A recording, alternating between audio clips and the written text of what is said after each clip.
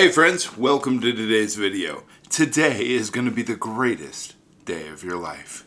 I was talking with my wife yesterday about, she kind of reprimanded me a little bit because sometimes I'll have a tendency to have a negative knee-jerk reaction when I'm presented with a challenge, or maybe one of our organizations is experiencing an issue somewhere and I'll need to have a call, and it's like a big call with a bunch of people and hey, I'm the boss, but it's one of those things I'm constantly, on the lookout and have a backup plan for everything. It seems like, I think a lot of people feel this way, in the face of adversity or a challenge. It's easy for any of us to fall into the trap of negative knee-jerk reactions. I think people do it because it's just an automatic response, right? It's often driven by fear and frustration. In my circumstance, it's driven by past experiences. But these knee-jerk reactions that are negative can hinder our ability to tackle problems effectively and can lead to unnecessary stress and conflict in our lives. We can break free from these habits. It's entirely possible. We just have to get the right mindset and approach. And that's what I've done over the years to kind of break this habit. But every once in a while, it'll creep back in. And I need the one person I trust more than anyone in this world, my wife, to kind of set me straight. Yesterday she said, "You're doing it again." And I thought I am. And in my mind, I had this whole scenario built out about what was going on, and I was going to take all these actions. And I thought I had amassed an army to attend a war that wasn't even occurring. You know what I mean? There was no battle. I showed up with all my armaments ready to rock and roll. And I tell you what, there was no real problem. Everything was actually okay, but I had expected the worst. For some reason, I just got into that negative mindset, and it impacted me, and it was going to impact the actions I was going to take and the results, obviously, that I was unfortunately going to get had I taken those actions. It's not a real big deal, but it's a little thing that I like that my wife notices that, and I can get that type of feedback from her. We all need to have somebody in our lives that we trust that can say, "Hey, I noticed you're doing this. Maybe not." And it's important to get that type of feedback. But I tell you what, we can cultivate a more positive mindset and a more constructive responses to our life's challenges. And here's how. Step 1, self-awareness. Now, the first crucial step in overcoming negative knee-jerk reactions is to develop self-awareness. Take the time to recognize when these automatic responses are occurring, or when you get feedback that you're attempting to engage in a negative response, and then be honest with yourself about how you're approaching things. It's very, very, very important, and pay attention to the thoughts, emotions, and the physical sensations that are arising in your challenging situation. Mindfulness techniques such as deep breathing, meditation, or getting out your goal card before you take any action and repeating what you've written on the back of your goal card, 20, 30 times. Refocus your mind. Get yourself back into a moment of clarity where you have the ability to make the appropriate decisions and approach things in the appropriate way. And remember, this goal card is the most powerful tool we have in our toolbox. Don't forget to continue to use it over and over and over again. It'll change your life. And that's the deal. Next, pause and reflect. Here's the deal. Once you've identified a negative knee-jerk reaction is about to occur, resist the urge to act upon it immediately. Instead, consciously pause and take a moment to reflect on the situation. Just ask yourself, why am I reacting this way? And whether your response is truly warranted. Why am I going to take this action? A lot of times I'll wait 24 hours to respond because the response I engage in 24 hours is a hell of a lot different than the negative knee-jerk reaction response that I was about to broadcast out to several people who take my word very seriously. And I have to remember that, I have a responsibility for people where if I just blatantly reach out and say, "Hey, what's going on here?" then Doug's upset, and next thing you know, all sorts of things happen that I don't even know about because people think I'm upset or they think I've there's something going on more than there actually is. So cooler heads prevail. Consider alternative perspectives and possible solutions before you proceed.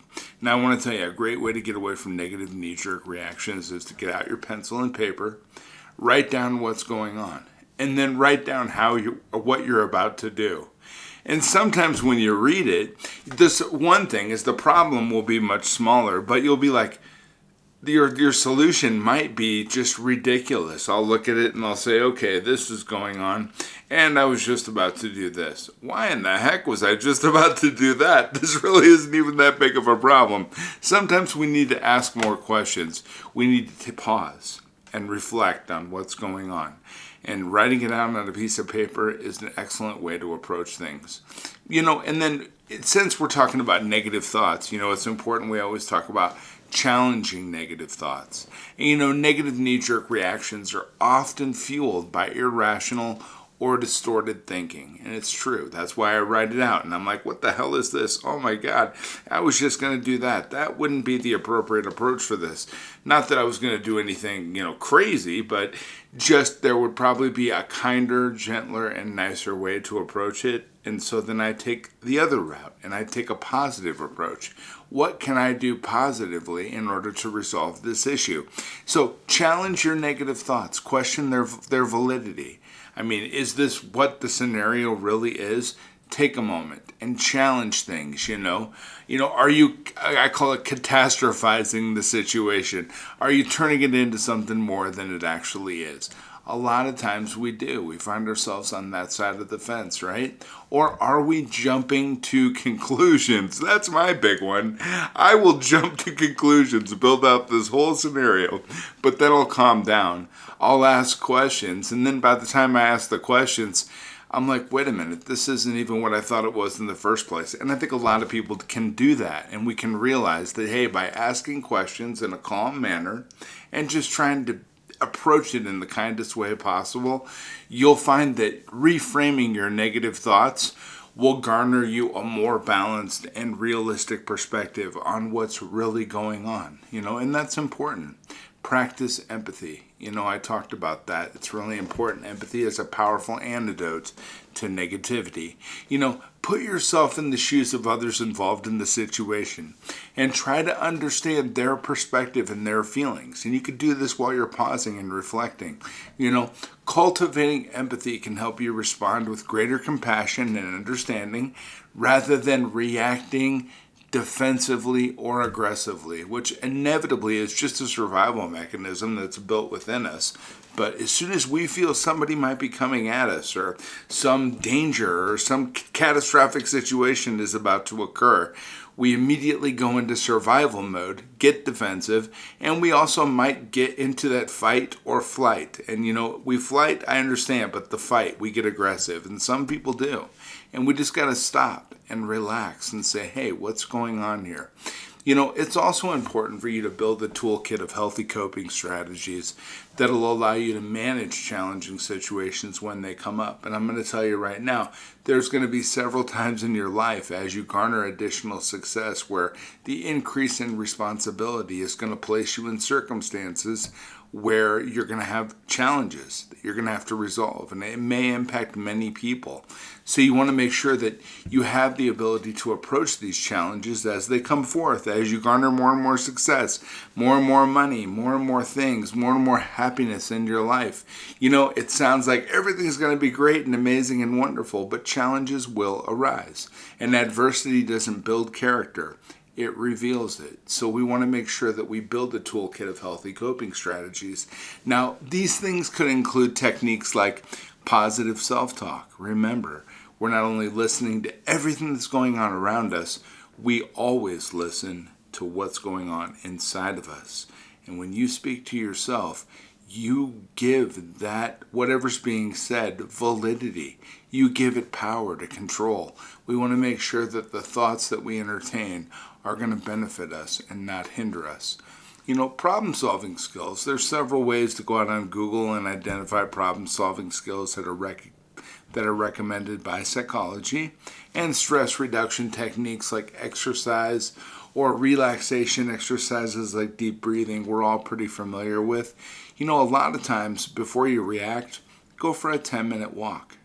Just go for a walk around the block, come back in the house, sit back down at your computer, and I'm going to tell you, or sit back down in front of the phone, however the message was delivered, and it'll look different. It absolutely will, and it always does when we just take a moment to go for a walk, relax, kind of de-stress, unwind a little bit, but stepping away from the situation is a great coping strategy. And I'm telling you what, we don't want to run away from the situation, but we just want to momentarily take a break, give our brain a chance to kind of process all the information that we've just entertained. And then we want, in the most positive way, sit back down and attempt to identify the appropriate approach to resolve things.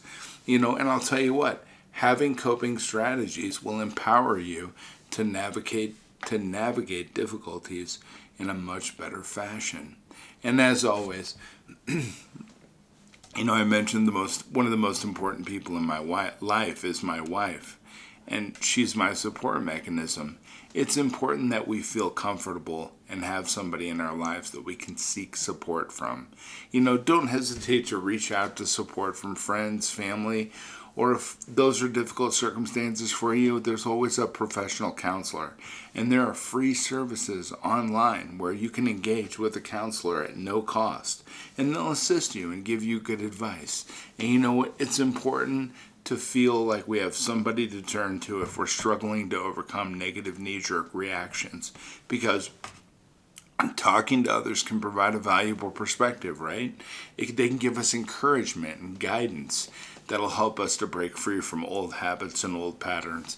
Because negative knee-jerk reactions are nothing more than just an old pattern, something we picked up a long time ago. Maybe we had a parent or somebody else we looked up to in our lives who handled their problems and challenges in, I guess I'm going to call it an inappropriate manner, but in a manner that didn't involve utilizing effective strategies. We latched onto that behavior and now we exhibit it as well.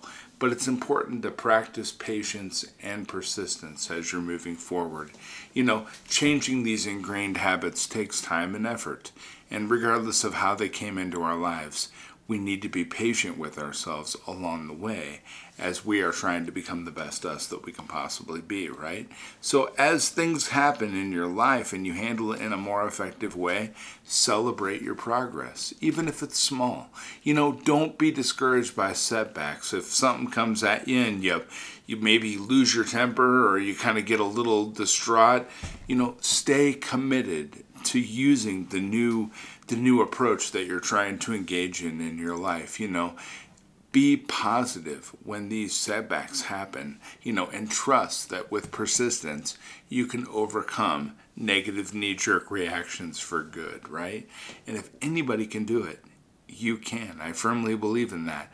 I just wanted to sit down and have kind of a conversation with you today instead of doing my normal pulpit, success strategy video. I just kind of wanted to talk to you today because I care about you, and this is something I identified that even though I work so hard in my life to become a better person, and I've worked so hard to overcome old crappy habits that just don't belong in my life anymore with who I've become. They don't belong there. They need to go away. And I've worked really hard to get rid of them, but one of my most effective coping mechanisms is the strong relationship I have with my wife. She feels comfortable saying, hey, what the heck are you thinking? Or what are you doing? And then that gives me a chance to kind of step back and say, hey, what am I doing? And those are questions you can ask yourself too. Next time a challenge comes your way where you're feeling upset, you feel the emotions welling up inside, get out a pencil and paper, write down what's going on, and then right below that, write out what you're about to do or how you're about to handle the situation. Read it through a couple times, That'll give your brain a chance to process the issue itself. And then it'll also give you a chance to think twice about how you're about to approach it. And use the 24-hour rule if you can. If what you've identified doesn't require an immediate response, write it down on a piece of paper, Set that piece of paper somewhere where you'll be able to see it within 24 hours, and then pick the issue back up at a later time. After you've had a chance to calm down, relax, put a smile on your face. After 24 hours, sit down and reread it with a smile. It'll put a whole new perspective on things, because you see, it's really hard to be negative when you're smiling. And you know what? Being positive isn't going to help you solve the problem any better, but it will let you solve every single problem better than a negative attitude. It absolutely will. So think about that. Negative knee-jerk reactions may be ingrained habits, but they're not immutable. We can change. By following some of the recommendations I've made here and committing to self-awareness, reflection, empathy, and positive coping strategies, I believe that you can break free from automatic negative responses and cultivate a more constructive approach to life's challenges. Remember that change is possible, and with patience and persistence, we can rewrite our habitual reactions and embrace a more positive and fulfilling way of engaging with the world. And you know what? Like I said a minute ago, if anybody can do it, you can. You know why? Because if anybody's worth it, you are. You're amazing. And these negative responses that we entertain can really hinder our development and hinder our progress. So let's try to be positive. Next time we feel negative, let's flip the script in our mind, right? Let's turn it into something positive. Let's put a smile on our face and try to approach it with a positive attitude. Let's feel good about it. Let's try to look at the good things. Let's be the best us that we can be. It makes you happy. It makes you smile. I got to tell you, I believe in you, and I'll be back tomorrow with some really incredible stuff, because I care about you, and I just want to see you become the best you that you can be. I'll see you tomorrow, my friends. Take care. Have a beautiful day. Talk to you then.